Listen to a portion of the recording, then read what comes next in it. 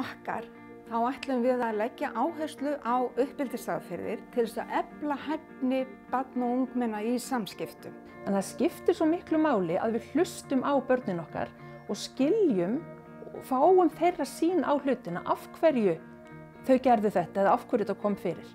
Það eru þessi augliti til augliti samskipti sem skipta svo miklu upp á nánd. Að nota leiðandi uppeldishætti, að það er eitthvað sem hefur sýnt sig að það er heillavænlegt bæði fyrir þroska og heilbrigði barna og ungmenna.